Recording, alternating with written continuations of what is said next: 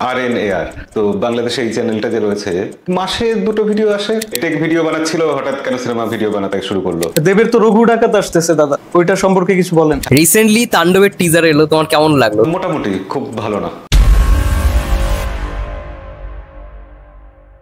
Finally আমরা পেয়ে গেছি আজকে আমাদের স্পেশাল গেস্টকে।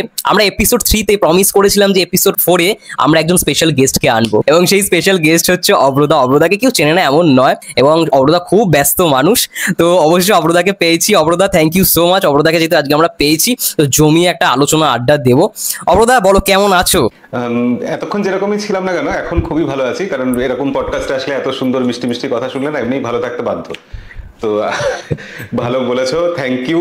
আমাকে যে এখানে আসার সুযোগ দিয়েছো, তোমাদের সাথে মানে একসাথে যে আলোচনা করতে পারবো সেটা ভেবেই খুব ভালো লাগছে। অনেকদিন ধরে এক্সাইটেড ছিলাম, তো আলটিমেটলি তিনজনে একসাথে বসার আজকে সুযোগ হয়েছে, এটাই বিশাল বড় ব্যাপার। তোমাদের পডকাস্ট আমি দেখেওছি, এর মধ্যে টুকটাক বেশ ভালো হয়েছে, ভালো লাগছে, ইন্টারেস্টিং। অব্রদা, আমি কিন্তু আপনার বিশাল বড় ফ্যান। সেই করোনার সময় থেকে আপনার ভিডিও আমার দেখা হয়। আপনি কিন্তু এইখানে হচ্ছে এখন যেহেতু সিনেমা নিয়ে কথা বলেন, তখন সিনেমা রিলেটেড এই চ্যানেলটা দেখা হইতো না, বাট তখন মনে হয় খোলাও হয়নি এই চ্যানেলটা আপনার। না, ছিল না, মানে ছিল না বলা ভুল, একটাই ভিডিও ছিল। আচ্ছা আচ্ছা, তখন আমি নিয়মিত দেখতাম টেক রিলেটেড ভিডিওগুলো, মোবাইলের ইনফরমেশন সব আপনার ওইখান থেকেই নেওয়া হইতো আমার। যাক, আপনি তাহলে মানে মুভি লাভার শুধু নয়, আমার মতো এই টেক লাভারও। হ্যাঁ হ্যাঁ, আমি ছোটবেলা থেকেই খুব ওইদিকে আমি খুব আর কি একটু জানার ইচ্ছা থাকে, সেই জন্য ভিডিও থেকে শুরু করে এগুলো দেখা হয়, এখনো দেখা হয়। তো দাদা, আপনাকে পেয়ে আমি খুব এক্সাইটেড। আসলে এইটা হয়েছে হচ্ছে রূপমের জন্য। রূপম আমাকে আগে বলেছিল যে আমাদের এরকম একটা কিছু করা উচিত। তখন আমি বললাম যে হ্যাঁ, অবশ্যই, যদি এটা করা যায় যে হ্যাঁ, ওপার বাংলার বা এপার বাংলার থেকে নতুন নতুন কাউকে নিয়ে এসে সবার সামনে হাজির করা যায়, যারা হচ্ছে সিনেমাকে ভালোবাসে, সিনেমা নিয়ে কথা বলে, তো সেটা নিশ্চয়ই দর্শক অনেক পছন্দ করবে আমি মনে করি আর কি। সেই জায়গা থেকে দাদা, আজকে আপনি এখানে আমাদের সাথে সময় দেওয়ার জন্য, এইভাবে আমাদের ডাকে সাড়া দেওয়ার জন্য অনেক অনেক ভালোবাসা। আপনাদেরও অনেক ভালোবাসা, অনেক ধন্যবাদ। একসাথে বসা গেছে, এটাই আমার জন্য বিশাল বড় ব্যাপার যে আপনাদের সাথে স্ক্রিন শেয়ার করতে পারছি। আপনাদের থেকে আজকে অনেক কিছু শিখতে পারবো বলে আশা করি। দেখা যাক কি কি শিখতে পারি, সেটা আলোচনা শেষে বোঝা যাবে। আমরা তাহলে মূল বিষয়ের দিকে এবার যাই নাকি? দাদা, আপনার কাছে দর্শকের তো অনেক প্রশ্ন আছে আমরা জানি, কারণ আপনার দর্শকের সংখ্যা আসলে অগণিত। আমি যতটুকু জানি যে আপনার টেক রিলেটেড চ্যানেল, ওইটা তো ভাই, ওইটা তো কি বলবো, ওইটার কথা বলতে হবে না। মনে হয় যে দুই বাংলায় যদি টপ লিস্টেড চ্যানেল থাকে, সেখানে আপনারটা থাকবে। আর যেটা হচ্ছে আপনি সিনেমা রিলেটেড, এইটা রিসেন্টলি দেখতেছি যে খুব বেশি ভিডিও নিয়মিত দিচ্ছেন, এটা তো প্রচন্ড দর্শক হয়ে গেছে, প্রচুর দর্শক। তো আপনার দর্শকরা তো আপনাকে আজকে দেখবে, আমাদের সাথে দেখে নিশ্চয়ই অনেক হ্যাপি হবে। ইভেন আমাদের দর্শক যারা আছেন তাদেরকে বলবো যে দাদার কাছে কি কি প্রশ্ন আছে কমেন্টেও জানান। আর হচ্ছে দাদা, আমাদের কিছু পার্সোনালি কোশ্চেন আছে। প্রথমে যেটা বলতে চাই যে আপনার ইউটিউব ক্যারিয়ারটা শুরু করেছিলেন কবে? নিশ্চয়ই বলবো, তবে তার আগে বলি আজকে এই পডকাস্টে কোনো ইন্টারভিউ হচ্ছে না, আমার ইন্টারভিউ নেওয়া চলবে না। আমরা তিনজনে বসেছি, তিনজনে আলোচনা করব, সেটাই হবে আজকে। একদম, হ্যাঁ, একদম। না, এটাই আমরা চাই যে হচ্ছে একদম ক্যাজুয়ালি একটা আড্ডা হোক, ইন্টারভিউ টাইপ না হোক। সেটাই মনে হয় ভালো হবে, একদম ভাই ব্রাদার টাইপ। সেটাই। তারপরেও যদি সংক্ষিপ্ত একটু বলতেন যে কেমন ভাবে শুরু করলেন, আসলে অনুপ্রেরণাটা কোথায় পেলেন যে এই সিনেমা নিয়ে কথা বলবেন? আমার টেক চ্যানেল যেটা আছে টেকসাই গাই, সেখানে কিভাবে ভিডিও বানানো শুরু করেছিলাম সেই গল্প অনেক জায়গায় বলেছি, সেটা আজকে বিস্তারিত বলছি না। তারও আগে আমার একটা চ্যানেল ছিল জ্ঞান গাই বলে, সেখানে একটু মোটিভেশনাল ভিডিও বানাতাম, সেটাও কিভাবে শুরু করেছিলাম তার গল্প কোথাও কোথাও বলা আছে। এবার সিনেমাতে কি করে আসলাম, অনেকের মনে এটা প্রশ্ন, খুবই মানে চারিদিকে প্রশ্ন আসে, আমাদের কমেন্ট বক্সেও দেখতে পাই যে টেক ভিডিও বানাচ্ছিল, হঠাৎ কেন সিনেমা ভিডিও বানাতে শুরু করলো। সবকিছুই কি করতে হবে, এরকম কোনো নিয়ম আছে? ব্যাপারটা ওরকম না। মানুষ তো আমরা, তো মানুষের সব রকম অনেক রকম ব্যাপারে ইন্টারেস্ট থাকে।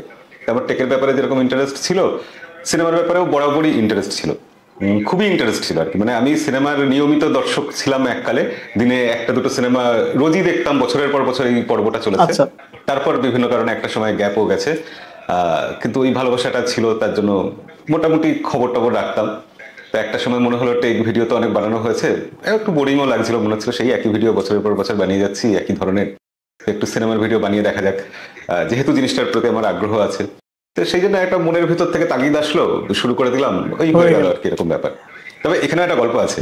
আমি প্রথম যখন সিনেমা রিভিউ বানিয়েছিলাম, তার পেছনে অরিত্রর অবদান খুব আছে। হ্যাঁ হ্যাঁ, ওনার ভিডিও দেখা হয় আমার। উনি বোধহয় কলকাতার যত ইউটিউবার আছে সিনেমা রিলেটেড কন্টেন্ট বানায়, সবার মধ্যে মনে হয় অনেক আগে শুরু করছিল, তাই না?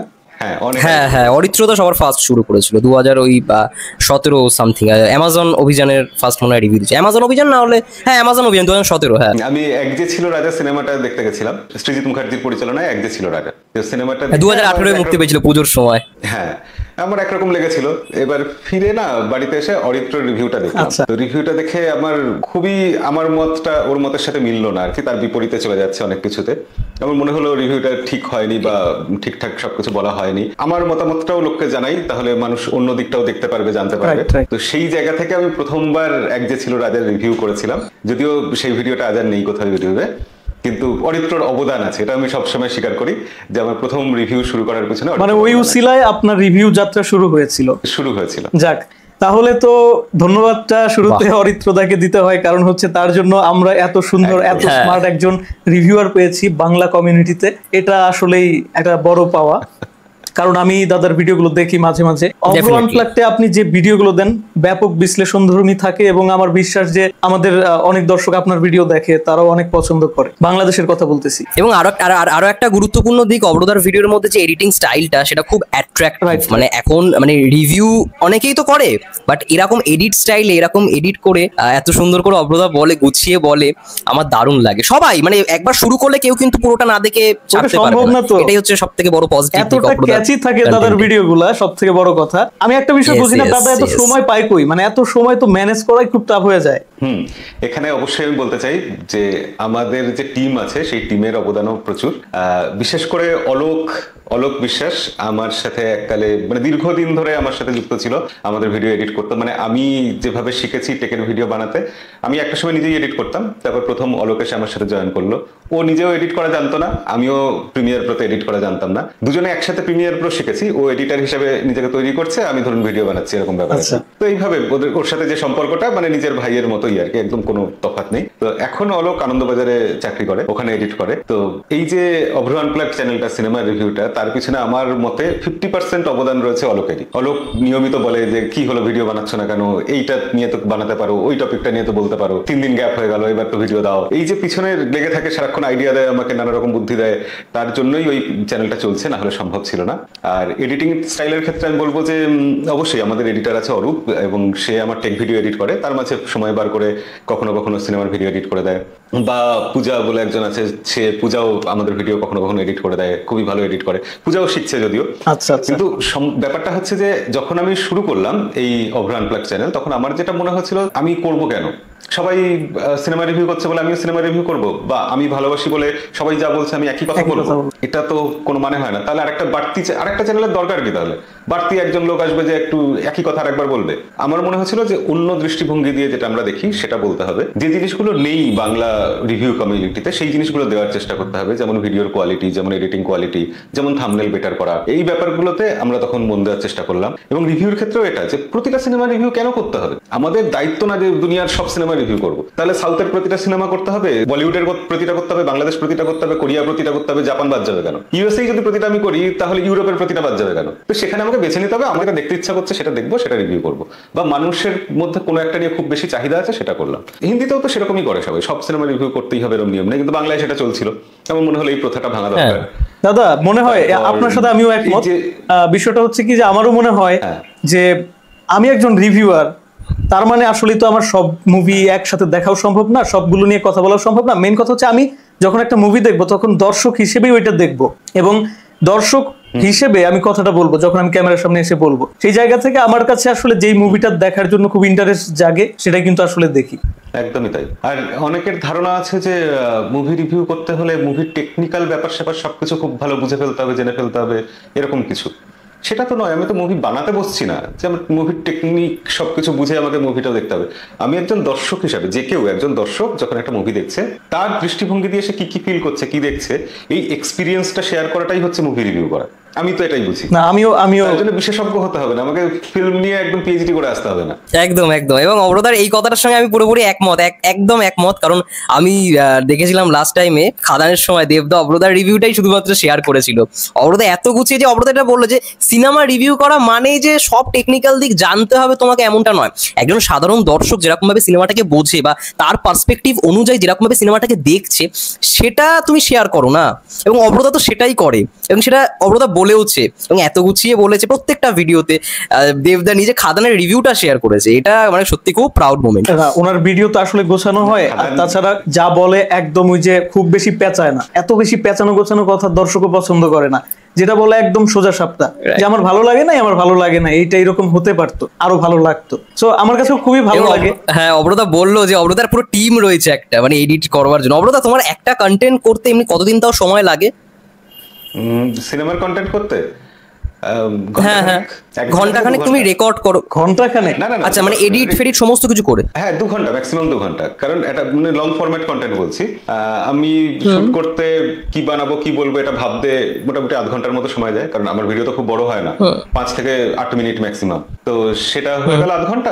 আর এডিটরের কাছে কতক্ষণ সময় লাগবে? 1.5 ঘন্টা, মানে আমার তো মনে হয় যথেষ্ট। হ্যাঁ, ইভেন আমি এডিটরকে কখনো কখনো এরকমও বলি যে এত সময় লাগছে কেন, আরো তাড়াতাড়ি তো এটা হয়ে যাওয়ার কথা। যাক, আর দাদা তো একটু সময় নিয়ে ভিডিও করে, একটু গুছিয়ে। তারপরে হচ্ছে যেমন আমরা যেরকম দিনে 2টা 3টাও করে ফেলি অনেক সময়, দাদা সেটা তো করে না। তো আসলে এটা করা উচিত, কোয়ালিটিটাই মেইন বিষয়, কোয়ান্টিটির থেকে আমার মনে হয় কোয়ালিটি। হ্যাঁ, একদম একদম। আমার মনে হয় যে সময়টা না, বেশি সময়টা দেওয়া উচিত প্রিপারেশনে, ভাবাতে। আমি কি ভাবছি সেই ভাবনাটাতে বেশি সময় দেওয়া উচিত। আমি যে একটা ভিডিও বানাবো ঠিক করলাম, সারাদিন সেই ভিডিওটা নিয়ে ভাবলাম, এরকম করি না। আমি বরঞ্চ সারাদিন সবার দুনিয়ার লোকের সব রকম কন্টেন্ট দেখি। মানে কি বলবো, সে মোটিভেশনাল কন্টেন্ট হতে পারে, হোয়াটসঅ্যাপ স্ট্যাটাস কি হবে সেই কন্টেন্ট হতে পারে, সায়েন্সের কন্টেন্টও হতে পারে, আবার সিনেমারও হতে পারে, পলিটিক্যালও হতে পারে, সব কন্টেন্ট আমি দেখি, প্রচুর কনজিউম করি। তারপর যখন নিজে বানাচ্ছি সেটা একটু ভাবলাম, ভেবে নিজের মতো করে বানাই। আমার তো এটাই প্রসেস। বাহ, না এটাই উচিত আসলে। আমরা যদি ওই যেটা বানাবো সেটা নিয়ে ভাবতে থাকি, তখন আসলে আমার কনজিউম করা হবে না। কনজিউম না করলে আমি এখানে এসে যে বলবো, সেই বলার যে প্র্যাকটিস সেটাও কিন্তু আসলে হবে না, ওইভাবে আসলে হয়ে উঠবে না। সুন্দরভাবে কথা বলতে হইলে আগে কনজিউম করাটা খুবই দরকার। না, আপনারা একটু বলুন দেখে, আপনাদের কতক্ষণ লাগে একটা ভিডিও মোটামুটি রেডি করতে, মানে রেকর্ড করতে এবং তারপর এডিট করে পাবলিশ করতে? আমার কথা যদি বলি তাহলে বলবো যে কিছু কিছু ভিডিও আছে একটু প্রিপারেশন নেই, সেক্ষেত্রে একদিনে একটা ভিডিও দেই, তবে ভিডিওটা মেক করতে একদম টোটাল সর্বোচ্চ 2 ঘন্টা লাগে সর্বোচ্চ। আর এমনিতে সচরাচর যে ভিডিওগুলো দেই, কোনো স্পেশাল ভিডিও না, সেগুলো আমার 1/2 ঘন্টা 1 ঘন্টা তারও নিচে। রিফাত ভাইয়া, আমি বলছি রিফাত ভাইয়া কিন্তু এডিট করে, রিফাত ভাইয়া অনেক খাটাখাটনি করে এডিট ফেড করে এবং মানে প্রপারলি করে, কিন্তু আমি একদমই এটার মানে বিপরীতে, কারণ আমার অত সত্যি কথা বলতে সময়ই পাই না। আমি যেটা শুট করি মানে র, আমি সেটাই দিই। তুমি যার সামনে, আমি কোনো আর এডিটে যাই না। অব্রতার সামনে এডিটের কথা বলতেছো, আমি যেই এডিট করি ওইগুলো অব্রতা দেখবে, দেখলে কি বলবে। আমি হচ্ছে খুব সিম্পলি এডিট করি, বাট 2-1টা ভিডিও আছে চ্যানেলে যেগুলো অনেক বেশি করা হয়েছে আর কি, খুব সময় দিয়ে করা হয়েছে। 2-1টা আছে, খুব একটা না। আমার কাছে মনে হয় যে আসলে একটু সময় দেওয়া উচিত। সময় দিয়ে ভিডিওগুলো মেক না করলে পরে কোয়ালিটি কন্টেন্ট দেওয়াটা আসলে এতটা ইজি না। হ্যাঁ, এটা একদম। ধীরে ধীরে দাদা চেষ্টা করতেছি দর্শকদের চাহিদাটা বোঝার জন্য এবং কি আসলে কোয়ালিটিটা বাড়ানোর জন্য। আপনারা আছেন বলে আপনাদের থেকে অনুপ্রেরণাটা পাই, আপনাদের ভিডিওগুলো দেখে দেখেই শিখতেছি আস্তে আস্তে। আমাদের এখানে মানে চোখের সামনে জলজান্ত উদাহরণ রয়েছে যাকে আমরা আইডল ভাবতে পারি, RNAR। তো বাংলাদেশে এই চ্যানেলটা যে রয়েছে, মাসে 2টো ভিডিও আসে এভারেজ যদি আমি ধরি, কিন্তু সেখানে এডিটিং কোয়ালিটি, ভিডিওর স্ক্রিপ্ট যেভাবে তৈরি করা হয়, যেভাবে ভাবা হয়, ভিডিও দিলেই মিলিয়ন ভিউ আসছে। তো দেখা যাবে অন্যান্য যে চ্যানেল যারা দিনে 10টা করে ভিডিও দেয়, তারা সারা মাসে এত ভিডিও দিয়েছে, সব ভিডিওর টোটাল ভিউ মিলিয়ন হবে না, অথচ RNAR একটা ভিডিওতে মিলিয়ন ভিউ। এটা একদম ঠিক বলছেন দাদা, ওইটাই বললাম দাদা, যে হচ্ছে কোয়ালিটি যদি থাকে তাহলে কন্টেন্ট মানুষ সার্চ করে দেখবে, আর যদি কোয়ালিটি না থাকে তাহলে একবার দেখার পরে আমার চ্যানেলে আর বাকি জন্মে ফেরত আসবে না। হ্যাঁ হ্যাঁ, এটা একদম একদম একদম ঠিক কথা। সময়টা দেওয়া উচিত জীবনের যে কোনো ক্ষেত্রে। এটাই মানে 2টো রাস্তা এরকমই থাকে সবসময়। একটা হচ্ছে ওই শর্টকাটে তাড়াতাড়ি পৌঁছানোর চেষ্টা, আর একটা হচ্ছে সফলতা একটু বেশি টাইম লাগবে, একটু বেশি পরিশ্রম করতে হবে, কিন্তু আলটিমেটলি অনেক বড় ভাবে সফল হওয়া যাবে লং রানে আর কি টিকে থাকে। একদম একদম, এটা কোথাও কি খুব মানে একদম ঠিক কথা, আমি কোথাও কি মনে করি। আমরা এবার আমাদের বাংলা ভাষাভাষীদের সিনেমায় প্রবেশ করি। আমাদের সিনেমা নিয়ে একটু কথা বলি, দর্শক হয়তো এই জন্যই ওয়েট করতেছে আমাদের সিনেমা সম্পর্কে কিছু কথা শোনার জন্য। তো আসলে আমাদের বাংলাদেশে একটা সময় ছিল যখন প্রচুর মানুষ সিনেমা হলে গিয়ে সিনেমা দেখতো। 1200-র উপরে সিনেমা হল ছিল দাদা। এখন আমাদের সিনেমা হল সংখ্যা মাত্র 100টা, মানে জেনুইন সিনেমা হল। তার মধ্যে বেশিরভাগই মানে দেখার মতো না, সিঙ্গেল স্ক্রিন গুলা তো দেখার মানে পরিবেশটাই নাই। তো এখন যে দৈন্যদশা, এই দৈন্যদশা একটা সময় ছিল না, আবার ধীরে ধীরে একটা ভালো সময় আসার আভাস পাচ্ছি। তো দাদা, আপনাদের ওইখানকার সিনেমার অবস্থা আপনার দৃষ্টিকোণ থেকে কেমন? এটা রূপমও ভালো বলতে পারবে। রূপম আগে বলুক, আমি তারপর বলছি। না, আমি যেটা মনে করি যে বাংলাদেশ ইন্ডাস্ট্রি বাংলাদেশ ইন্ডাস্ট্রিতে আগে হ্যাঁ যেটা হল সংখ্যাটা অনেকটা বেশি ছিল, এখন কিন্তু অনেকটাই কম। এবং যদি ভালো করে লক্ষ্য করে দেখা যায় আমাদের এপার বাংলার ক্ষেত্রেও কিন্তু সেম জিনিসটাই, মানে আগে যেখানে সিঙ্গেল স্ক্রিনের সংখ্যাটা এত বেশি ছিল, তোমরাই বলো না রিফাত ভাই, তোমাদের ওখানে আমি যতদূর জানি যে 1100-র অধিক হল ছিল, সেটা এখন এসে পৌঁছেছে কত 150 বা 140। ঈদ হলে সেটা কিন্তু 140-এর কাছে গিয়ে ঠেকে, এরকম একটা সিচুয়েশন। হ্যাঁ হ্যাঁ। তো এটা মানে ঘাটতি তো অবশ্যই হয়েছে, এখান থেকে বোঝা যাচ্ছিল যে একটা মানে ইন্ডাস্ট্রির পতন, এটা স্বাভাবিক বিষয়। এবং যখন থেকে আমাদের এপার বাংলার যেটা কথা, যে একটা সময় মানুষ রিমেক দেখে এসছে, এবার রিমেকটা দেখতে দেখতে দেখতে দর্শকের অভ্যেস হয়ে গেছিল, কিন্তু বাট যখন বুঝে যায় যে এই সিনেমাগুলো পুরোপুরি রিমেক, তখন তো দর্শক সেই সিনেমাগুলো হলে গিয়ে দেখছে না, কারণ তারা তো মোবাইলে দেখতে পাচ্ছে। এটা বেশি হয়েছে আফটার কোভিড, বাট কোভিডের আগে পর্যন্ত যদি ভালো করে দেখো, যখন আর কি ইউটিউবে এতগুলো সিনেমা ঘোরাঘুরি করতো না, তখনও কিন্তু সিনেমার একটা ভালো বিজনেস ছিল। তো বাংলা সিনেমার পতনের আমি অন্তত মূল কারণ অন্তত মনে করি যে রিমেকের ফলে দর্শক কোথাও গিয়ে হলমুখী তো হচ্ছে না, এটাও একটা ফ্যাক্ট। এবং তার সঙ্গে সঙ্গে সিঙ্গেল স্ক্রিনের পতন হয়েছে, সিঙ্গেল স্ক্রিন আর কি বন্ধ হয়ে গেছে।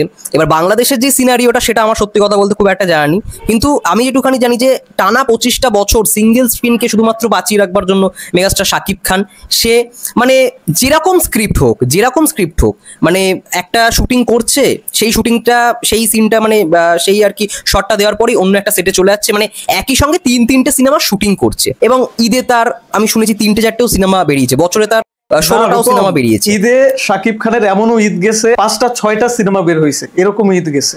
তাহলে ভাবো 5টা-6টা ঈদে একটা মানে 5টা-6টা সিনেমা বেরোচ্ছে, শুধুমাত্র কারণটা কি সিঙ্গেল স্ক্রিনগুলোকে বাঁচিয়ে রাখবার জন্য। তো এখন সেটাই বলতেছি যে এখন মোটামুটি একটা ভালো সময় আসতেছে বলে মনে হচ্ছে। শাকিব খানও এখন কোয়ালিটির দিকে ফোকাস করছে, আর এছাড়াও যারা আছে তারা ভালো কোয়ালিটি, এটার জন্যই খুব মানে আমরা আগ্রহী যে উনি কোয়ালিটির দিকে দিচ্ছে, ভালো করছে, স্ক্রিপ্ট অনুযায়ী কাজ করছে। আমি অন্তত মনে করি যে এখন যে টাইপের সিনেমা হচ্ছে, তাও একটু পিক আপ পয়েন্ট, বাংলা ইন্ডাস্ট্রির কোথাও এখন পিক আপ পয়েন্ট আসছে, ভালো ভালো সিনেমা আসছে।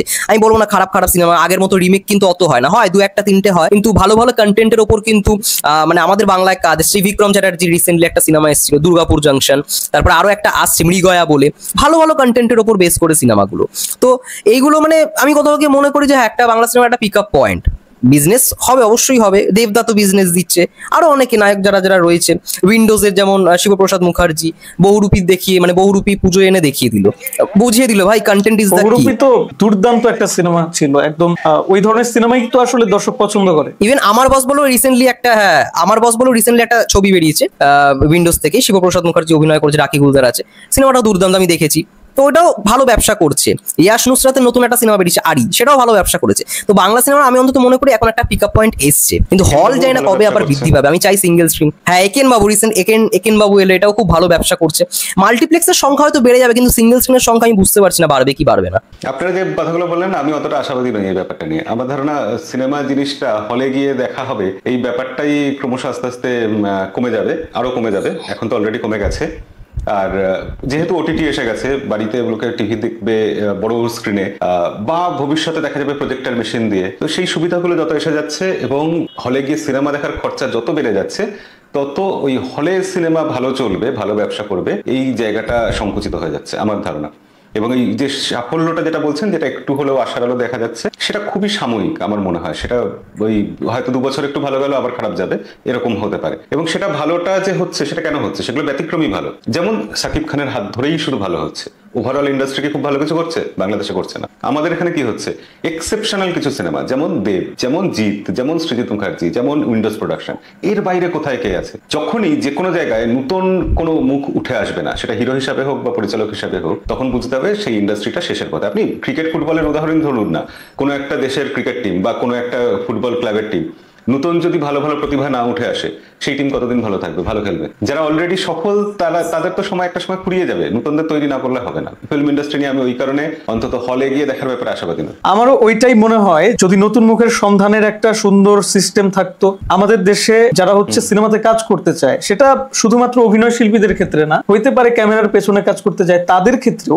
কলাকুশলী যারাই আছে, একটা প্রপার সিস্টেম থাকতো যে প্রতি বছর যেরকম অন্যান্য জব সেক্টর গুলোতে লোক নেওয়া হয়, সেরকম ভাবে একটা একটা নিয়োগ সিস্টেম থাকতো, তাহলে আমার মনে হয় যে ইন্ডাস্ট্রি একটা ভালো জায়গায় যেতে পারতো সামনে। একদমই তাই। আমি অব্রতাকে এই প্রসঙ্গেই বলতে চাই, অব্রতা দেখো মানে যেটা তুমি বললে না যে পরবর্তীকালে এটার হয়তো প্রবণতা কমে যাবে, মানে সিঙ্গেল মানে হলে গিয়ে আর কি মানুষ সিনেমা দেখবে, কিন্তু সাউথে দেখো দিনকার দিন কিন্তু সিনেমার পাইরেসি হয়ে যায়, বাট তারা মানে সেটা সত্য, তারা কিন্তু সিনেমা হলে যায়। এক্স্যাক্টলি, এটাই সবসময় এই ডিফেন্সে এই যুক্তিটা আসে। এর উত্তরটা আমি ভেবে বার করেছি। উত্তরটা এটাই যে সাউথে সিনেমা লোকে সিনেমা দেখার জন্য যায় না, এন্টারটেনমেন্টের জন্য যায় না, ওটা তাদের কালচারের একটা পার্ট। তো যেহেতু কালচারের পার্ট, তাই তাদের কিছু যায় আসে না কত টাকা দাম বাড়লো, কি সিনেমা আসলো, দুনিয়ার লোক সিনেমা দেখছে কিনা, ওটিটি আসলো কিনা। তারা সিনেমা হলে সিনেমা দেখতে যায় একটা সেলিব্রেশনের জন্য, যেটা তাদের নিজেদের দৈনন্দিন জীবনের একটা অঙ্গ। এন্টারটেনমেন্টটাই হচ্ছে মূল উদ্দেশ্য।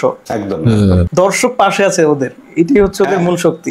অবশ্যই অবশ্যই। আমাদের এখানে ধরো দুর্গাপূজা বা বাংলাদেশে ঈদ, সেই সময় মানুষ সেখানে জিনিসের দাম কতটা বেড়ে গেছে তার জন্য আনন্দ করবে না, এটা হবে না। ঈদে উৎসব করবেই, দুর্গাপূজাতে উৎসব করবেই, ঠিক সেই জিনিসটা সাউথে সিনেমার ক্ষেত্রে হয়। অমুক হিরোর সিনেমা বেরিয়েছে, সেটা নিয়ে উৎসব করতে হবে, এটাই সিম্পল ব্যাপার। ইভেন দাদা আমি যেটা লক্ষ্য করি যে ওদের কাছে সিনেমার হিরো মানে অনেক কিছু, ওরা কিন্তু একদম উৎসব মুখর একটা পরিবেশ ক্রিয়েট করে ফেলে। হ্যাঁ হ্যাঁ, গডের মতোই একটা মানে ওরা আছে ওদের ওখানে হিরোদের। তবে দাদা এইখানে এর পেছনে আরেকটা কাহিনী, সেটা হচ্ছে যে আমাদের দেশের সিনেমা হলগুলোতে সিনেমা দেখার ব্যবস্থা নাই, সুন্দর একটা পরিবেশ নাই, সেটা তো আছেই। তার থেকেও বড় প্রবলেম হয়ে দাঁড়াইছে এখন হচ্ছে যে সিনেমা হলে টিকিট কাটতে গেলে ব্ল্যাকে টিকিট বিক্রি হয়। সিনেমা হলের যে ম্যানেজমেন্ট তারা খুবই অসচেতন। একটা টিকিট প্রাইস সেটা নিয়েও অনেক বাকবিতণ্ডা করতে হয়। দেখা গেছে কি যে একটা 200 টাকার টিকিট সেটা 500 টাকা রাখতেছে। এরকম চিত্র প্রত্যেকটা সিনেমা হলে ঘটে যখন একটা ভালো সিনেমা আসে। আমার মনে হয় সাউথ ইন্ডাস্ট্রিগুলোতে এই ব্যাপারে খুব সচেতন থাকে ওরা। না, আমার মনে হয় না। আমার মনে হয় গোটা ভারতবর্ষে মোটামুটি একই রকমই ছবি, একই রকমই চিত্র। ওই এখন যেহেতু অনলাইন অ্যাপের মাধ্যমে বুক করা যায়, সেক্ষেত্রে আর ওই ব্ল্যাকের ব্যাপারটা আর আগের মতো এখন খুব একটা নেই। আর যেটুকু আছে সেটা কোনো হিন্দি সিনেমার বেলা যদি ওই ক্রেজ তৈরি হয়, তাহলে সেটা নিয়েও হবে। লখনৌতে বা ইন্দোরে গিয়ে এরকমই হবে। মেইন সমস্যা তো দাদা ওইখানেই। আমাদের এখানে অনলাইন বুকিং সিস্টেম শুধুমাত্র ওই মানে দেশের গুটি কয়েক সিনেমা হলের জন্য এটা মানে সিস্টেমটা আছে, কিন্তু আমাদের দেশে তো অধিকাংশই যেগুলো আছে সিঙ্গেল স্ক্রিন, ওগুলাতে তো অ্যাডভান্স বুকিং সিস্টেম নাই। এই জন্য দেখা যায় যে এই প্রবলেমটা আমাদের এখানে বেশি। একদমই, এটা ইন্ডাস্ট্রি অর্গানাইজ হয়ে গেলে এই সমস্যাটা আস্তে আস্তে চলে যায়। ইন্ডাস্ট্রি যত অর্গানাইজ হবে। সম্প্রতি সময় এটা নিয়ে অনেক কথা হয়েছে। আই থিঙ্ক হয়ে যাবে, বাংলাদেশ এত দূর এগিয়েছে, হয়ে যাবে। আই থিঙ্ক ডালিউড ইন্ডাস্ট্রি এত দূর এগিয়েছে, পরবর্তীকালে অনেক কিছু ইমপ্রুভ করবে। ই টিকিটিং সিস্টেমটা হইলেই আমার মনে হয় যে সিনেমার একটা ভালো সময় চলে আসবে। এখনকার তুলনায় অ্যাট লিস্ট ভালো যাবে সিনেমা। আমি অব্রতাকে জিজ্ঞেস করব, অব্রতা তোমার কি মানে প্রত্যেকটা ইন্ডাস্ট্রির কাজই দেখা হয় নাকি, মানে কোন ইন্ডাস্ট্রিকে বেশি তুমি ফলো করো? কোন ইন্ডাস্ট্রি দেখে কিছু ফলো করি না গো। যে সিনেমাটা দেখতে ইচ্ছা হয় সেটা দেখে ফেলি, এরকম ব্যাপার। সেটা কোন সিনেমা, কোরিয়ান সিনেমা না জাপানিজ সিনেমা, সেটা নিয়ে আমার কোনো মাথা ব্যথা নেই। আচ্ছা আচ্ছা আচ্ছা। না, আমারও কিছুটা ওইরকমই, যে হচ্ছে এরকম না যে একটা ইন্ডাস্ট্রি সিনেমা অনেক বেশি দেখি বা খুব বেশি পছন্দ হয়। অনেক সময় আমি এমন সিনেমা দেখি যে সিনেমা হচ্ছে আমি রিভিউ করি না। এত সিনেমা দেখি কিন্তু রিভিউ খুব কম সিনেমাই করি। বাংলা সিনেমা নিয়েই বেশি কথা বলি। আমারও এক্স্যাক্টলি তাই। হ্যাঁ, এই যেমন হচ্ছে 2 দিন আগেও আমি হচ্ছে মিশন ইম্পসিবল যেটা আসছে সর্বশেষ, যেটা ফাইনাল, ওইটা দেখলাম। ওই হ্যাঁ, ডেড রিকনিং, টম ক্রুজের ফাইনাল পার্ট। সোমবার মানে গতকালই দেখে আসলাম। আচ্ছা আচ্ছা। তো ওইটা নিয়ে আমি ভাবতেছি একটা রিভিউ করব, কিন্তু সমস্যা হচ্ছে যে আমি ওইটা সিনেমা হলে যায় দেখি নাই। এই কারণে ভাবতেছি যে ওই আমি যেইভাবে রিভিউটা করব এটা কি আসলে উচিত হবে? দর্শক আসলে তো মাঝে মাঝে এরকম করে রিভিউ করাটাও নিজের কাছে খারাপ লাগে। মনে হয় যে দেখি, কিন্তু ওই যে একটাই সমস্যা, আমার আশেপাশে সিনেমা হল নাই। যেটা আছে সেটা দেখতে হলে হচ্ছে আমার এখন ঢাকা যেতে হবে, এত দূরে। আর পাশে যেটা আছে মাধবী সিনেমা হল টাঙ্গাইলের মধুপুরে, ওইটাতে কোনো হলিউড সিনেমা তো দূরের কথা, ওইটা হচ্ছে একটা সিঙ্গেল স্ক্রিন। সো ওইটাতে কোনো সিনেমা ওইরকম আসে না, ওই 2 ঈদে সিনেমা আসে। না, এটা তো সমস্যা অবশ্যই। না, আমি এরকম অব্রতা যেহেতু বললো, হ্যাঁ অব্রতা বললো যে মিশন ইম্পসিবল দেখেছে। কি অব্রতা, তোমার কেমন লাগলো যদি একটু বলো? খুব একটা ভালো লাগেনি গো, মোটামুটি লেগেছে মিশন ইম্পসিবল। আচ্ছা, মানে আগের পার্টগুলোর তুলনায় খুব একটা ভালো নয়। না, আগে মিশন ইম্পসিবলের আমি ফ্যান, মানে প্রত্যেকটা পার্টি দেখেছি আজ অব্দি, তার জন্য এটা তো মিস করাই যেত না। তো এটা দেখে মানে যেহেতু এটা বলা হচ্ছে অফিসিয়ালি যে এটা লাস্ট এপিসোড বা লাস্ট সিনেমা, হ্যাঁ লাস্ট পার্ট আর হবে না। হ্যাঁ, টম ক্রুজের এত বয়স হয়ে গেছে, তো সেক্ষেত্রে আরো একটু বেশি কিছু আশা করেছিলাম। আমিও দাদা, আমি ভাবছিলাম যে আরো টার্ন টুইস্ট থাকবে। প্লাস হচ্ছে সব থেকে যেটা ইয়া লাগছে যে পানির ভিতরেই অনেক সময় কাটায় দিছে। তারপর উপরে ওঠার পরে যেগুলো আশা করছিলাম সেইগুলো পাইনি, ভালো ছিল আগের গুলা। হ্যাঁ, এখনো পর্যন্ত আমার মনে আছে, মানে আমি যেটুখানি দেখেছি, আমি এখন লাস্ট পার্টটা এখন আমার দেখা হয়নি, বাট এখনো পর্যন্ত আমার 4 আর 5টা বেশি ভালো লেগেছে। মানে পার্ট 4 আর পার্ট 5টা, বিশেষ করে ওই পার্ট 5এই তো মনে হয় দুবাইয়ের ওই বুর্জ খালিফার ওইটা আছে। হ্যাঁ, না, ওটা একটা মানে 5 এ আছে। হ্যাঁ, ইয়েস, সম্ভবত আমার। হ্যাঁ 5A ওটা দারুণ একটা ইয়ে ছিল। তারপর থান্ডারবোল্ট দেখলাম এই আগের সপ্তাহে মনে হয় বেরিয়েছিল, না তারও আগে হতে পারে, ওটাও হলে গিয়ে দেখলাম। ওটা কেমন লাগছে দাদা? এগুলো রিভিউ করা হয়নি। কোনটা? ওই থান্ডারবোল্ট মোটামুটি, খুব ভালো না। ভালো না? ওটাও খুব ভালো না। তার আগে দেখলাম তো মার্ভেলের মোটামুটি সবই দেখি আমি। ওইটা দেখি নাই এখনো পর্যন্ত, তবে ওইটার টিজার ট্রেলার দেখেই বুঝছিলাম যে হচ্ছে খুব একটা যে আহামরি কিছু করবে সেটা না। হ্যাঁ, আমি মার্ভেলের সবই দেখি, কিছুই মিস করি না, হলে গিয়েই দেখি, কিন্তু তবুও আজকাল আর এক্সপেকটেশনস ফুলফিল করতে পারছে না, মনে হয় না, জানি না কতদিন আর দেখতে পারবো এরকম। মার্ভেল ডিসি কোনো জায়গা থেকেই তেমন আশানুরূপ ফলাফল পাচ্ছি না দাদা, কি হবে বলেন? শুধু যে আমাদের বাংলাদেশের অবস্থা খারাপ, শুধু যে কলকাতার ইন্ডাস্ট্রির অবস্থা খারাপ, টালিগঞ্জের অবস্থা খারাপ, এটা কিন্তু না। মার্ভেল ডিসিও অনেক পিছিয়ে গেছে আগের তুলনায়। সেটা ঠিক। বাংলা সিনেমা প্রেমীদের জন্য বর্তমান সময়টা খুব দারুণ সময় আমার কাছে মনে হচ্ছে। দেখেন, এপার বাংলার শাকিব খান, ওপার বাংলায় দেব বড় বড় ধামাকা নিয়ে আসতেছে। দেবের তো রঘু ডাকাত আসতেছে দাদা, ওইটা সম্পর্কে কিছু বলেন। হ্যাঁ, রঘু ডাকাত দেখা যাক কেমন হয়, আশা করি ভালো হবে। বিশাল বড় করে তো চেষ্টা করা হচ্ছে, তো ভালো হতে পারে, কিন্তু শর্ত একটাই, গল্প ভালো হতে হবে। খাদানের ক্ষেত্রে লোকে যে জায়গাগুলোতে মানিয়ে নিয়েছিল, যে জায়গাগুলো লোকে এড়িয়ে গেছিল যে এইগুলো খারাপ আছে তাও ঠিক আছে, কারণ এতদিন বাদে একটা মাস কমার্শিয়াল অ্যাকশন আসছে, রঘু ডাকাতের ক্ষেত্রে লোকে অতটাও মনে হয় কাইন্ড হবে না, কিছুটা চুজি হবে, কিছুটা হচ্ছে ধরার চেষ্টা করবে। হ্যাঁ, সেক্ষেত্রে রঘু ডাকাতকে সত্যি সত্যি ভালো হতেই হবে আর কি। এর আগে দাদা ওই একটা সিনেমা করছিল না, বাঘা যতীন না নাকি? হ্যাঁ, বাঘা যতীন। ওই সিনেমাটা নিয়ে আমার খুব এক্সপেকটেশন ছিল, সিরিয়াসলি মনে মনে আমি বারবারই ভাবতেছিলাম যে দারুণ কিছুই হবে। দারুণ কিছুই ছিল, তবে আমার কাছে কোথাও গিয়ে মনে হয়েছে যে প্রেজেন্টেশনটা আরো ভালো হইতে পারতো, বিশেষ করে সেকেন্ড হাফটা, বাঘাযতীনের সেকেন্ড হাফটা মানে খুব ইয়ে হয়ে গেছে, একটু স্লোলি আগাইছে আর কি, কেমন জানি একটু ড্রামাটিক বেশি হয়ে গেছে। তবে আমার মনে হয় যে ডে বাই ডে আরো ভালো কিছু আসতেছে, আসলে প্ল্যানিং করতেছে, বুঝতেছে, একটা করার পর বুঝতেছে যে না, এখানে এত ভুল ছিল, এগুলার পরবর্তীতে করা যাবে না। আমাদের বাংলা সিনেমাকে মোটামুটি একটা সাপোর্ট যেভাবে আমরা দিতেছি এভাবে দেওয়া উচিত, সামনে ভালো দিন আসবে আশা করা যাচ্ছে অবশ্যই। বিশেষ করে বহুরূপী, আমার রিসেন্ট যত সিনেমা এসেছে তার মধ্যে বহুরূপী খুবই আমাকে ইমপ্রেস করেছে। বহুরূপী দেখছিলাম দাদা, বহুরূপীটা দেখার জন্য খুবই ইচ্ছা ছিল। বহুরূপী নিয়ে কারো অবজেকশন নেই, আমি যা দেখলাম বহুরূপী দেখার আগে আমি ওই সিনেমার যে মেইন কাস্ট, এই যে শিবপ্রসাদ, ওনাকে আমি খুব একটা যে চিনতাম বা হচ্ছে ওনার কাজ যে খুব বেশি দেখা হয়েছে এরকম ছিল না, কিন্তু আমি ওইটা দেখার সময় আমি খালি ভাবতেছিলাম, কিরে ভাই, এই অভিনেতার কাজ আমি দেখি নাই এর আগে, মানে এত দুর্দান্ত ছিল, ডায়লগ ডেলিভারি থেকে শুরু করে। পরে আমি ভাবো সেই সিনেমার ডিরেক্টরও সে, সেই সিনেমার অভিনেতাও সে আবার সেই সিনেমাটার প্রডিউসার, মানে এতদিক সামলানো। সব থেকে বড় কথা হচ্ছে যে ওনার সাথে আমি সিমিলারিটি পাইছি মোশাররফ করিমের, আমাদের ইন্ডাস্ট্রির সব থেকে শক্তিমান অভিনেতা মোশাররফ করিম যেরকম একদম ন্যাচারাল অভিনয়টা করে, আর হচ্ছে ওনার গায়ে পায়ে এত বেশি গ্ল্যামারাস না, বা হচ্ছে এমন কোনো হিরো না যে একদম স্ক্রিনে পা রাখার সাথে সাথে সুপারস্টার চলে আসছে, এরকম না, কিন্তু উনি যেটা যে উনি হচ্ছে অভিনয়টাই ওনার মূল শক্তি। তো আমার কাছে মনে হয়েছে যে শিবপ্রসাদ দাদা উনি হচ্ছে ওই রকম টাইপ একটা অভিনেতা, যার হচ্ছে গ্ল্যামার লাগে, বুঝিয়ে দিয়েছে কন্টেন্ট ইজ দ্য কিং। তো ওনার ওই এক সিনেমা দেখার পরে ওনার আরো যত কাজ আছে সেগুলো একটু ঘেটে ঘেটে দেখলাম, ভালো লাগলো। অপেক্ষা করতেছি বহুরূপী 2 কবে আসে। ওয়ার 2 কেমন লাগলো? ওয়ার 2 টিজার দাদা ওইটার রিভিউ আমি করে রেখে দিছি, অনেকক্ষণ লাগছে, ওইটার জন্যই কিছুটা আজকে আমি হচ্ছে ভেবাচাকা খেয়ে গেছিলাম। আপনাদের এই যে এই পডকাস্টে আসবো এর মধ্যে ওইটাই এডিট করতেছিলাম। তো মেন বিষয়টা হয়েছে যে ওয়ার 2 টিজারও আমাকে অত বেশি সন্তুষ্ট করতে পারলো না দাদা। মেন ঝামেলা হয়েছে কোথায় জানেন? ওয়ারের যে আগেরটা ছিল, ওই ওয়ার শুধু ওয়ার, ওইটা আমার কাছে ব্যাপক লাগছিল। টিজার কাট বলি, প্লাস হচ্ছে কিছু সিকোয়েন্স আছে, ভিএফএক্স এর কাজগুলো ভালো ছিল মনে হয়। আর এইটাতে, এই টিজারে আমার কাছে ভিএফএক্স গ্রাফিক্স এর কাজগুলো খুবই লো গ্রেড মনে হয়েছে। কেমন জানি মনে হলো যে, এটা আমিও এগ্রি করি, কেমন জানি মনে হলো যে আরো ভালো হইতে পারতো। বিশেষ করে ঋত্বিক রোশনের পাশে ওই হচ্ছে জুনিয়র এনটিআর কে কেমন জানি খুব ফ্যাকাশে লাগতেছিল। ঋত্বিক রোশন অনেকটা জায়গা জুড়ে একদম স্ক্রিনটা কভার করে ফেলছে। এক কথায় ঋত্বিকের লুকের কাছে জুনিয়র এনটিআর ফেল। ঋত্বিক রোশন মানে প্রেজেন্সই ফাটিয়ে দিয়েছে। হ্যাঁ, অবরোধার কেমন লাগলো ওয়ার 2 টিজার? আমার এমনি খুব একটা খারাপ লাগেনি, কিন্তু মানে ভালো লেগেছে এই জায়গাগুলো, ঋত্বিকের যখন এন্ট্রি হচ্ছে যে সিনটা, এইসব জায়গাগুলো খুব ভালো লেগেছে। ঋত্বিক রোশনকে নো ডাউট খুবই ভালো লেগেছে, কিন্তু আমার যেটা মনে হচ্ছে এই সিনেমাটা আবার না একটা মিশন ইম্পসিবল হয়ে যায়। তার সাথে তো সিমিলারিটি আছে, আর এই ধরনের জিনিসগুলো আমরা দীর্ঘদিন ধরে দেখে আসছি, একঘেয়ে হয়ে গেছে এগুলো, এখন Used to হয়ে গেছে সবাই আসলে। তো হ্যাঁ সেটাই। আপনার দেখেন গল্প কিন্তু ওই সিমিলার গল্পই মনে হইতেছে। এর আগে যেরকম ওই ওয়ার, তারপর বলেন হচ্ছে এই ফ্রাঞ্চাইজিতে যতগুলো মুভি আছে যেমন পাঠান, তারপর টাইগার 3 যেটা দেখলাম, কেমন জানি মনে হয় যে সেম টু সেম একটা গল্প নিয়ে আমাদের সামনে হাজির হচ্ছে বারবার। এটা ভয় আছে, কিন্তু ডিরেক্টর যেহেতু আয়ান মুখার্জি, সেক্ষেত্রে একটু আশাও আছে আর কি, যে অন্য কিছু অন্যরকম ট্রিট করতেও পারে। হ্যাঁ আচ্ছা, এবার আমরা নেক্সট মানে প্রশ্নতে যাচ্ছি। অবরোধার বেশি টাইম করা নেওয়া যাবে না, 53 মিনিট বলে দিয়েছে না, কোনো রেকর্ডে। অসুবিধা নেই। আচ্ছা অবরোধা, তোমার বাংলাদেশের সিনেমা তো তুমি দেখো, বাংলাদেশের কোন অভিনেতাকে তোমার বেশি পছন্দ, এটা যদি একটু বলো।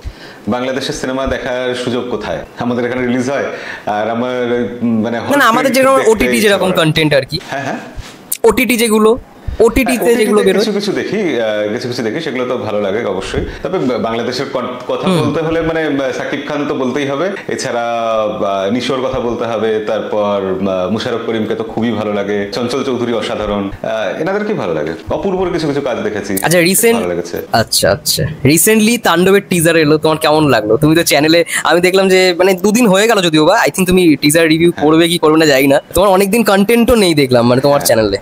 হ্যাঁ, তাণ্ডবের টিজার নিয়ে তুমি কি বলতে চাও? তাণ্ডবের টিজার দেখে আমার খালি রায়হান রফির কথা মনে পড়ছিল। রায়হান রফির সাথে যখন আমার দেখা হয়েছিল, ইন্টারভিউ নিয়েছিলাম ওনার, তো রাফি ভাই বলছিলেন, মানে ওনাকে দেখে আমি মানুষটাকে দেখে ফিল করছিলাম যে ভেতর থেকে না টকবক করে ফুটছে, কিছু একটা আসবে, মানে সেই এক্সাইটমেন্টটা, সেই জিনিসটা ওনার মধ্যে তখন আমি দেখতে পাচ্ছিলাম, ফিল করতে পারছিলাম। তো সেটাই তাণ্ডবের টিজারে দেখলাম আমি আর কি। তাণ্ডবের যে টিজারটা দেখছেন, এখানে শাকিব খানকে কতটা চেঞ্জ দেখলেন এর আগের সিনেমা বরবাদের থেকে? যদিও বরবাদ সিনেমাটা বোধহয় আপনারা এখনো দেখেন নাই, বাট লুক তো দেখছেন। আমি দেখিনি, হ্যাঁ লুক দেখেছি, এবং এখানে সেটাই আর কি আমি বলছি যে ট্রিটমেন্টটাই এমন ভাবে করা হয়েছে, এবং রায়হান রফির মধ্যে এই ব্যাপারটা খুব রয়েছে যে ট্রিটমেন্টটাই মানে যেটা নর্মাল যে হিসাবে যেটা চলার কথা তার থেকে অন্যরকম ভাবে কিছু করার। তো নর্মাল হিসাবে সাকিব খানকে আমরা যেরকম দেখে আসছিলাম, এখানে একদম অন্যরকম ভাবে দেখানো হয়েছে, অন্যরকম ভাবে ট্রিট করা হয়েছে। টিজারটা একদম মানে সম্পূর্ণ ডিফারেন্ট একটা কিছু বলছে, অন্যরকম ভাবে হয়েছে। এটা তো অবশ্যই অ্যাপিলিং এবং খুবই ভালো লেগেছে, আমার ভালো লেগেছে। জয়া হোসেন তো আপনাদের ওখানে, এবং ওই নাচটা মানে ফ্লাইং দুটো জায়গাতে, হ্যাঁ বলো। জয়া হোসেন তো ওইখানে কাজ করতেছে টালিগঞ্জে, তো জয়া হোসেনের কাজ তো মনে হয় দেখা হয়েছে। তাতে কি মনে হয় তাণ্ডবের শাকিব খানের সাথে জয়া হোসেন, এটা দর্শকদের নতুনত্ব কি দিতে পারে? ভালো লাগেনি না, আমার ভালো লাগেনি জয়া হাসানকে, গোটা টিজারে ওটাই দুর্বল জায়গা লেগেছে। জয়া হাসান পিস্তল হাতে যেভাবে দাঁড়িয়েছিলেন, সেই দাঁড়ানোটার মধ্যে আমার একটু ঠিকঠাক লাগেনি আর কি, আর একটু ভালো হওয়া উচিত ছিল। জিনিসটা মানে খুব আর্টিফিশিয়াল লেগেছে আমার, পিস্তল হাতে ওনাকে বানাচ্ছে না। সব থেকে বেশি দেখলাম প্রশংসা হচ্ছে মানে শাকিব ভাই যেরকম ফ্লাইং ওরকম হাত নাড়িয়ে আর কি, ওই নাচটা ওটা একটা ভালো ইম্প্যাক্ট দিয়েছে, এবং ব্যাকগ্রাউন্ডে যে গানটা চলছে ভেরি ইম্পর্টেন্ট। হ্যাঁ, ব্যাকগ্রাউন্ড স্কোর। শাকিব খান যেই সিনেমাতেই হাজির হচ্ছে, সেইখানে যত শক্তিশালী অভিনেতাই থাকুক, সবাইকে ছাপিয়ে সব আলো কেড়ে নিচ্ছে শাকিব খান। এটা মানে আমি ভক্ত হিসেবে বলতেছি না, আমি ভক্ত যদিও, তারপরেও একজন নিউট্রাল দর্শক হিসেবে যদি বিবেচনা করি, তারপরে আমার এটাই বলতে হবে। দেখেন শাকিব খান কিন্তু আগে সব ধরনের অভিনেতার সাথে তাকে আমরা দেখতাম না, তাই না? ইদানিং তার নতুন সিনেমাগুলোতে তাদের সাথে কিন্তু শাকিব খান স্ক্রিন শেয়ার করতেছে বেশি থেকে বেশি। যেমন হচ্ছে রিসেন্টলি রাজকুমারে আমরা তারিক আনাম খানকে দেখলাম, এখন আবার তাণ্ডবে মেবি তারিক আনাম খান বাবার চরিত্রে, এখন হয়তো তাণ্ডবেও দেখবো। ওই যে পেছন থেকে একটা শট নেওয়া হয় রাজনৈতিক কোনো নেতার, ওইটা সম্ভবত তারিক আনাম খান হইতে পারে। সো আমি ওইটাই বলতেছি যে শাকিব খান যত ভালো অভিনয় শিল্পীদের সাথে হাজির হচ্ছে, সে কিন্তু আরো ভালো করার ট্রাই করতেছে বা করতেছে, সেটা প্রমাণ করে দেখা দিতেছে আর কি। তো এই ব্যাপারটা আমার কাছে খুবই ভালো লাগে যে আমাদের দেশেও শাকিব খান আছে একজন, আপনাদের ওইখানে আছে দেব, জিতের প্রসঙ্গে একটু কথা বলা উচিত দাদা। জিতের ক্যারিয়ার গ্রাফটা নিয়ে একটু কথা। সবার সঙ্গে সবার বিষয়ে কথা হলো। জিদ্দার তো অবরোধা ইন্টারভিউ করেছে, জিদ্দা আরো ভালো, মানে অবরোধা আরো ভালো বলতে পারবে। মানে ভালো কি বলবো, জিদ্দার এত প্রশংসা হয়েছে, আমি আর কি ভালো বলবো। না, আমার প্রশ্ন হচ্ছে দাদা, জিদ্দার আমি কিন্তু ছোটবেলা থেকে জিদ্দার অনেক বড় ফ্যান, এটা এর আগেও আমার ভিডিওতেও বলছি। আর ছোটবেলায় ওইগুলা কাহিনী আজকে নাই বলি। তো মেন বিষয় হচ্ছে যে জিদ্দার আমার মনে হয় তার যে পিআর টিম অথবা তার যে একটা প্ল্যানিং থাকবে যে এই বছরে আমার এতগুলো কাজ আসবে, আমি এইভাবে সামনের দিকে যাব, এইটা একটা সময় অনেক ভালো ওয়ার্ক করতো, বাট এখন গিয়ে কোথাও গিয়ে এটা ব্যাকক্ল্যাশ করতেছে, কিছু একটা হচ্ছে। আমার মনে হয় আরো ভালোভাবে এই ব্যাপারটা ম্যানেজ করা উচিত। জিদ্দার যে টিম আছে, পিআর আছে, মানে সে যে স্ক্রিপ্ট চুজ গুলা করতেছে, ওগুলো আরেকটু ভালো হওয়া উচিত, আরেকটু সচেতন ভাবে করা উচিত। সেটা তো অবশ্যই। এবার এক একজনের দৃষ্টিভঙ্গি এক এক রকম। জিৎ হয়তো পুরনো লোকদের উপরই ভরসা রাখতে চাইছে, নতুন যেটা সময়ের সাথে সাথে বদল দরকার সেটা সে করতে চাইছে না, তার দৃষ্টিভঙ্গিটা সেরকম। এবার সেটা যে সবসময় ফেল করবে এরকমও কোনো নিয়ম নেই, এখন ফেল করছে সফল হয়ে যাবে। অলরেডি গেছে খাকিতে, তো জিৎ খুবই অ্যাপ্রিসিয়েটেড, এবং আশা করি মুম্বাইতে যে জিৎ নতুন নতুন কাজ করবেন সেখানেও বেশ ভালোই কিছু হবে। তো আমি অতটা জিৎকে নিয়ে অতটাও হতাশ নই। কিছু খারাপ সময় গেছে ওনার, বেশ অনেকটা সময় জুড়েই লম্বা সময় গেছে খারাপ। এখন দেখা যাক উনি যে পথটা বেছে নিয়েছেন সেই পথটা ভবিষ্যতে ভালোও হতে পারে, তখন সবাই বলবে হ্যাঁ জিৎ এটাই করেছিল বলে ভালো হয়েছে। হ্যাঁ, আসলে মানুষ তো সফলতাটাই দেখে, আসলে সফল হইলে পরে সবই ভালো, আর সফল না হইতে পারলে তখন বিভিন্ন বিষয় হচ্ছে মানুষ প্রশ্ন তোলে। এটা না সবার জীবনেই আসে। এসআরকে এর সময় মানে দীর্ঘ 4 বছর গেছে, ঠিক আছে, সবার কেরিয়ারই আই থিঙ্ক এটা হয়। আসলে ওই কথাই আছে না, বিজয়ীরাই ইতিহাস লেখে। আমার কাছে কি মনে হয়, জিদ্দার নিজের যে প্রোডাকশন হাউস সেটার বাইরে গিয়ে বেশি থেকে বেশি কাজ করা উচিত। আমি জানি না সমস্যা কি হচ্ছে, তবে আমার কাছে মনে হয় যেমন শাকিব খানেরও কিন্তু নিজের প্রোডাকশন হাউস আছে, সেটাতে সে কাজ করে না বললেই চলে। কিন্তু ওদিকে যদি আমরা দেখি, দেবদা বলি বা জিদ্দা বলি, এরা কিন্তু নিজেদের প্রোডাকশন হাউসের বাইরে খুব একটা কাজ করেন না। এখন এটা আমি জানি না, আপনারা ভালো বলতে পারবেন যে আসলে মেইন প্রবলেমটা ওনাদের সাথে কি হচ্ছে।